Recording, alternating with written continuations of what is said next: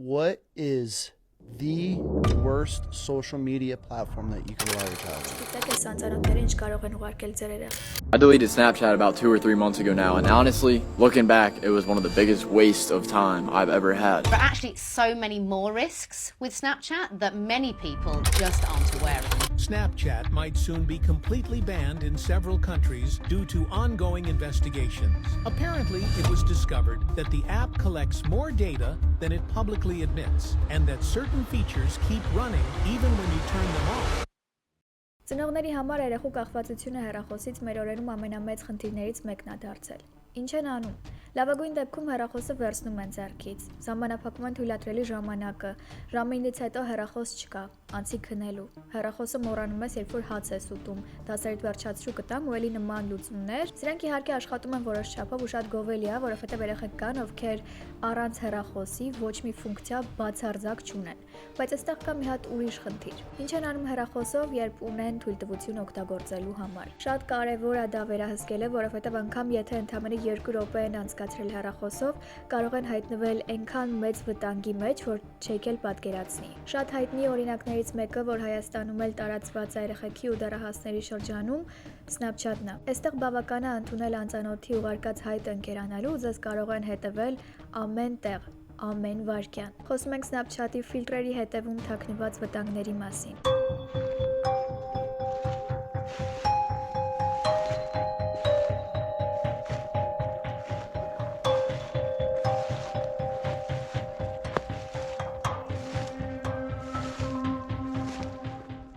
Բարի գալուստ Case Closed, որտեղ խոսում ենք թեմաների մասին, որ անհանգստացնում են ինձ, ու պիտի անհանգստացնեն բոլորիս, բայց չգիտես ինչի ոչ ոք չի ուզում բարձրաձայնել։ Այսօրվա թեմայի մասին չէի կարծում, որ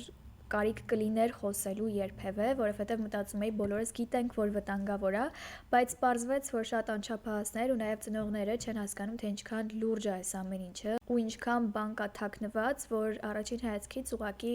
տարօրինակ չի թվում։ Snapchat-ի մասին կարճ խոսել էի այս տեսանյութով, բայց եթե մտածում եք, որ այդքանով ամեն ինչ սահմանափակվում է, սխալվում եք։ Այսօր նորից անցնում ենք այդ ամեն ինչի վրայով ու նաև այն կետերի, որ բաց եմ թողել, որովհետև ժամանակը սահմանափակ էր։ Բոլոր նրանց, ովքեր արդեն ջնջել են Snapchat-ը այդ կարճ հոլովակը տեսնելուց հետո, շնորհակալ եմ, որ լսել եք, հասկացել ու համապատասխան քայլեր ձեռնարկել, իսկ նրանք, ովքեր մտածում են, որ անիմաստ խոսում եմ, դուք գիտեք ձեր գործն է, ես հասնում եմ զգուշացնեմ։ Եթե երբեք չեք օգտագործել, չգիտեք ինչ է, ոնց է աշխատում, այսօր կհասկանաք։ Եթե օգտագործել եք ու մտածում եք, որ անվտանգ օգտագործելու ձևը գիտեք, ես ուրախ եմ, բայց ամեն դեպքում խորհուրդ կտայի մինչև վերջ լսել, որովհետև չեմ կարծում, որ Snapchat-ը լրիվ 100%-ով առանց վտանգների օգտագործելը ֆիզիկապես հնարավոր է։ Կան մարդիկ, ովքեր մտածում էին, որ Snapchat-ը ուղղակի նկարվելու համար է, ինչը սխալ չի։ 2015-16 թվականներին ինքը համարվում էր ամենահայտնի հարթակներից մեկը, հենց այս ֆիլտրերի շնորհիվ, բայց ինքը շատ ավելին է առաջարկում, քան ուղղակի տեսախցիկը։ Snap նշանակում է իսկ chat այս դեպքում նամակագրությունն է, այսինքն ակնթարթային հաղորդագրություններ։ Դա արագության հետ այդքան էլ կապ չունի։ Snapchat-ում նամակները համարվում են ակնթարթային, որովհետև 24 ժամ հետո անհետանում են։ Նկարները անհետանում են մեկ անգամ բացելուց հետո։ Ասեմ ավելին, այս հավելվածի անունը սկզբում Peekaboo էր։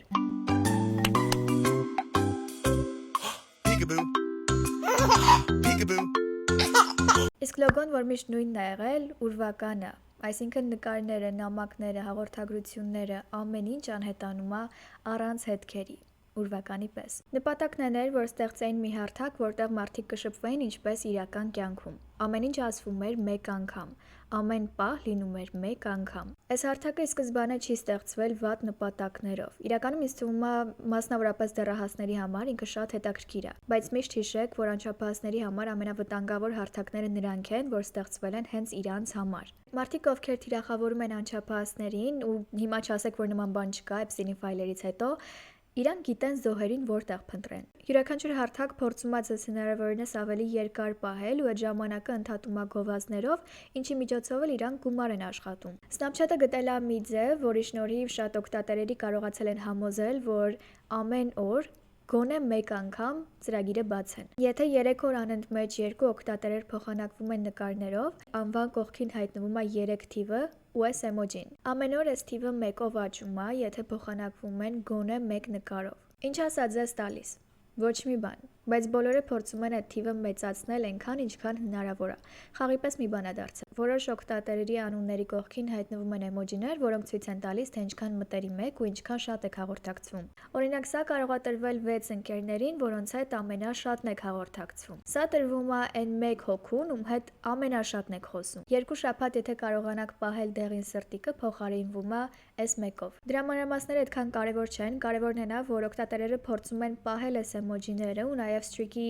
թիվը գնալով ավելի մեծացնել, դրա համար ամեն օր գոնե 1 անգամ բացում են ծրագիրը։ Իսկ հիմա քանի որ արդեն գտել են ձևը, որ ստիպեն բացեք հավելվածը, պիտի այնպես անեն, որ հնարավորինս երկար մնաք։ Ինչով է հայտնի Snapchat-ը։ Ֆիլտրերով։ Ինչքան էլ որ տարօրինակ բան չկա,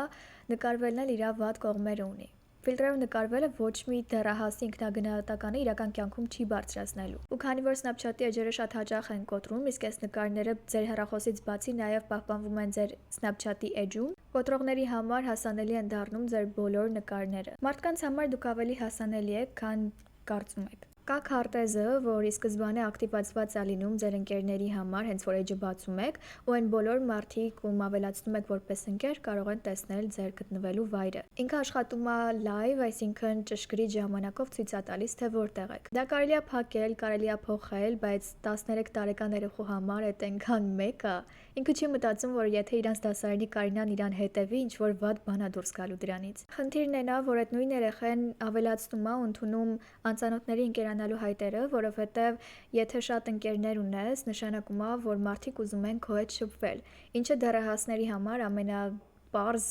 ինքնահաստատվելու տարբերակներից մեկն է։ Ինքնահաստատվելը վատ իմաստով չեմ ասում, բոլորս էլ ինչ որ պահի եղել ենք այդ փուլում կամ դեռ այդտեղ ենք։ Հիմա կասեք անծանոթների հայտերը ուղղակի կարող ենք չընդունել ու խնդիրը լուծված է։ Ճիշտ եք, անհամեմատելի ավելի ապահով է դառնում, բայց շատերը չեն հասկանում, որ դա նորմալ չի։ Վերցնենք այս աղջիկա օրինակը։ 13 տարեկանում ընկերուհիներով հավաքվում են իրանց տանը ու որոշում են, որ պիտի մտնեն Snapchat ու ավելացնեն անծանոթ տղաների։ Okay, այս պատմության մեջ շատ սխալ քայլեր են արվել հենց Զոհի կողմից։ Կմտածեք 13 տարեկանում պիտի ավելի լավ իմանար, ավելի զգույշ լիներ, բայց հիշենք, որ այսօր 6 տարեկան երեխեքը հեռախոս ունեն ու Snapchat ունեն։ Չի հասկացել, իրան չենք մեղադրում, ասում ենք առաջ։ Այդքան տղաների միջից ավելի շատ սկսում է խոսել մեկի հետ, ամեն օր անընդհատ խոսում են, շատ արագ դառնում են ընկեր-ընկերուհի, հարաբերություններ են սկսում ու որոշում են, որ պիտի հանդիպեն։ Հասկանում են, որ մոտ են ապրում, որովհետև աղջիկա քարտեզը բաց էր, տղան մտնում տեսնում է, որ դպրոցն է գնում, ասում է,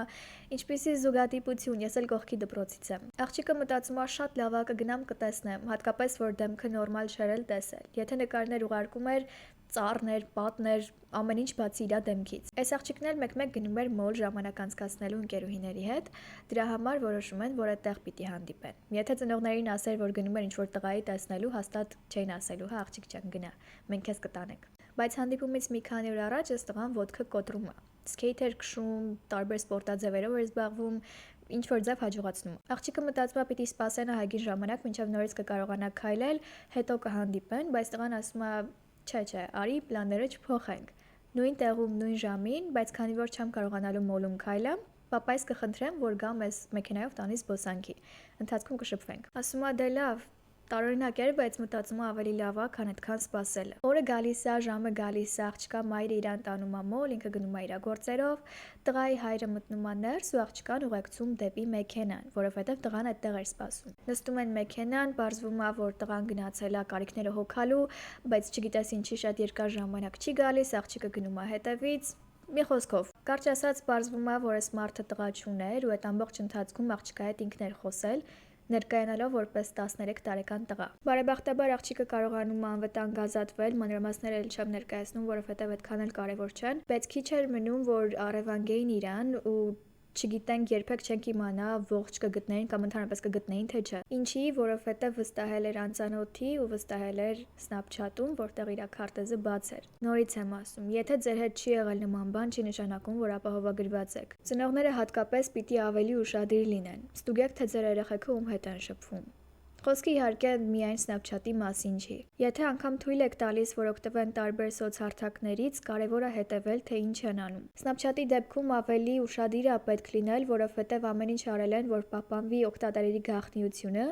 բայց ոչ ապահովությունը։ Այստեղ ամեն ինչ ժամանակավոր է ու անհետանում է հենց որ ժամանակը լրանում է։ Այսինքն դուք երբեք չեք կարող ապացուցել, որ ինչ-որ հասուն անծանոթ տղամարդ ձեր 12 տարեկան աղջկան ինչ-որ տեղ է հրավիրել, օրինակ։ Նամակները ջնջվում են 24 ժամ հետո, եթե կարգավորումները չեք փոխում ու դա պիտի անեք յուրաքանչյուր օգտատերի համար առանձին։ Ոնց է աշխատում նամակագրությունը։ Ի սկզբանե կարգավորումները տրված են այնպես, որ ամեն նամակը բացելուց հետո ինքը անհետանում է։ Կարող եք փոխել ու դարձնել այնպես, որ անհետանան 24 ժամը լրանալուց հետո։ Իսկ եթե ուզում եք, որ միշտ պահպանվեն յուրաքանչյուր նամակը առանձին, պիտի պահպանեք։ Նկարները ջնջվում են 1 կամ 2 անգամ բացելուց հետո, չեն պահպանվում։ Էկրանը նկարելու դեպքում հակառակ կողմը տեղեկանում է։ Ուղարկում են 18+ նկարներ են մարդկանց, ում հետ երբեք չեն խոսել։ Ու նաև անչափահասների, ում տարիքը արդեն գիտեն։ Գիտեք քանի հոգի է մեկնաբանություններում ու նաև ինձ անձնական նամակներով գրել, որ իրանց հետ եղել է նման դեպք։ Սա իրական վտանգ է ամբողջ աշխարհում, այդ թվում նաև Հայաստանում ապրող թե անչափահաս, թե չափահաս մարդկանց համար։ Ինչ են անում ու հատկապես այստեղ անում, որովհետև չեն բռնվելու։ Անկամ եթե ծնողը իմացավ, ոչ մի բան չի կարող անել։ Հիմա հարց. եթե քարտեզը փակ է, նկարները պահպանվում են միայն հեռախոսում ու այս հարթակից ջնջվում։ Եթե ընկերներ չունեք կամ այն մարդիկ են, ում իրական կյանքում ճանաչում եք, Snapchat-ը վտանգավոր է, թե չէ։ Կա եւս երկու բան, որոնց մասին ավելի քիչ է խոսվում։ Առաջինը feed-ն է, իսկ երկրորդը այն միակ ընկերն է, որ բոլոր օգտատերերը արդեն ունեն։ Instagram-ի ռիլերի, TikTok-ի վիդեոների պես այստեղ էլ կան կարճ տեսանյութեր, որ ավելի պրոֆեսիոնալ են սովորաբար։ Հաղորդումներ են, ծրագրեր են, որ ավելի կարճ են ու մասերի են բաժանված, քան սերիալները, բայց ավելի երկար են, քան օրինակ, չգիտեմ, TikTok-ի իրար հետ կապ չունեցող, իրար հետևից եկող տեսանյութերը։ Անկամ եթե նշել եք, որ ձեր տարիքը 18-ից ցածր է, feed-ում հայտնվում են տեսանյութեր, որ նախատեսված չեն անչափահասների համար։ Եթե ձեր երեխան ոչ մեկի չի ավելացնում այստեղ որպես ընկեր, ոչ ոքի հետ չի խոսում, մեկը տեսնում է բաներ, որ չպիտի տեսնի։ Ու վերջում բոլոր օգտատերերը ունեն առնվազն մեկ ընկեր, որ կոչվում է My.ai։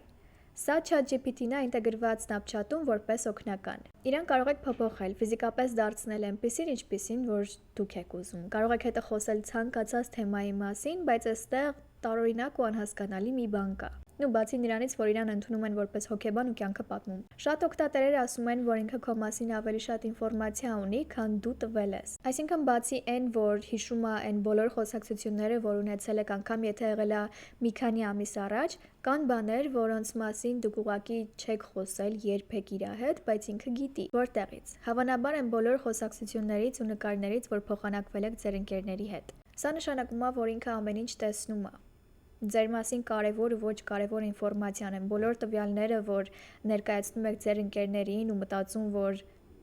անձնական չաթա ինքը չի տեսնում, ոչ ոք չի տեսնում, դրանք օգտագործում են ձեզ հարթակում ավելի երկար պահելու նպատակով։ Դրա համար էլ ցանկացած երեխա, որ ամեն օր օգտագործում է Snapchat-ը, ժամանակի ընթացքում կախվածություն է ձեռք բերում ու հետո իրանց կտրելը, հատկապես միանգամից կտրելը շատ դժվար է ստացվում։ Բնականաբար ավելի ճիշտ է, որ ընդհանրապես չունենաք, բայց այն երեխեքի ծնողներին, ովքեր ամեն օր են օգտագործում Snapchat-ը, խորհուրդ կտայի ուղղակի վերահսկել ու կամաց հեռացնել ծրագրից, որովհետև գիտեք, որ չի ստացվելու, արդեն սկսելու են գաղտնի անել այդ ամեն ինչը։ Եթե կարողանաք այս ամեն ինչից խուսափել, Snapchat-ը վտանգավոր չի։ Բայց այդ նշանակում է, որ ոչ մի բանից չեք կարող օգտվել, իսկ այդ դեպքում հաշիվ ունենալու ուղղակի իմաստ չունի։ Այդքան բան է, սոր այսքանը։ Եթե կարողացա համոզել, որ ջնջեք Snapchat-ը, անպայման սկզբում ջնջեք հաշիվը, հետո նոր ծրագիրը հեռացրեք հեռախոսից, որովհետև ամեն դեպքում ձեր տվյալները բաց են մնում ու հասանելի բոլորի համար։ Հաջորդ անգամ փնովելու ենք ուրիշ պլատֆորմ, ինչքան էլ որ շատերին է դուր չի գալիս, բայց վերջ այսօր այսքանը, ավել բան չունեմ ասելու դեռ։ Գնացինք։ Bye։